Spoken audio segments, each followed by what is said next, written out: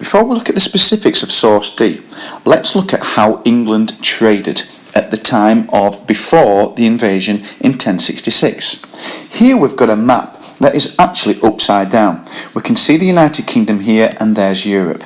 Now here in the 21st century we do lots of trade all around the world, but before 1066 England was actually facing towards Denmark, Sweden and Norway. When I say facing, I mean with regards to trading with each other.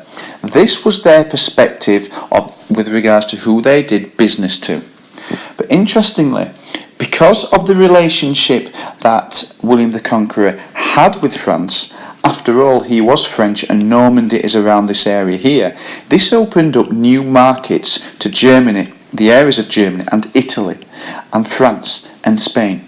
So England began to specifically trade with other countries, and this benefited them.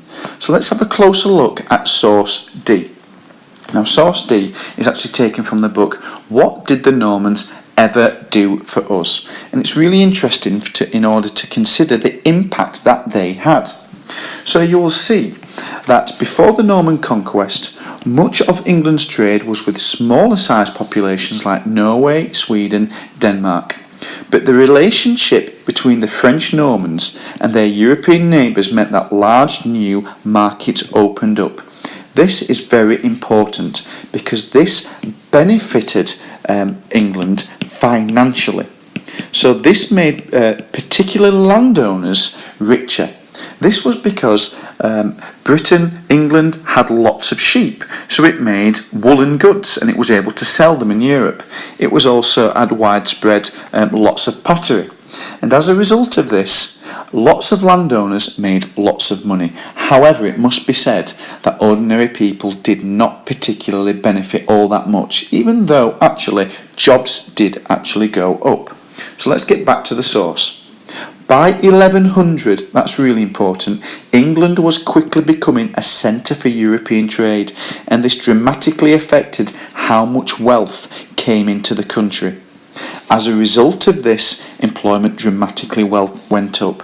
So it actually had a positive benefit because it dramatically affected how much wealth came into the country, how much money.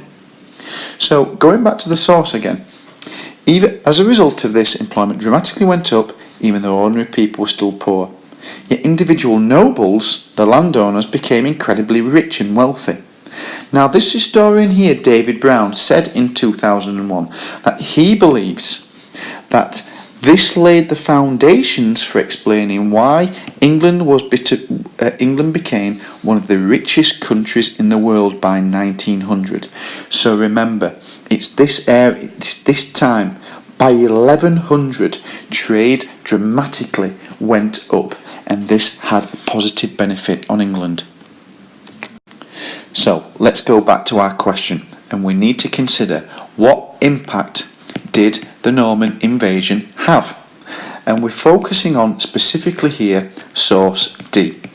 And it's clear that it did actually have some benefits, but it wasn't everybody until around the year 1100, and this is really important because in the short term lots of people were murdered and lots of people died, but we know that trade actually went up. It went up because they began to trade with the rest of Europe. Countries like France and Spain and Poland and Germany and Portugal, they actually went up because England had lots of things to do with wool and pottery, and it was the rich people, the landowners, that became wealthy. Even though, it must be said, ordinary people, they did get jobs, however, it didn't particularly affect them financially. So the key thing here, everybody, is to remember that it was by 1100, quite a long time after the invasion itself, in which the benefits were actually felt.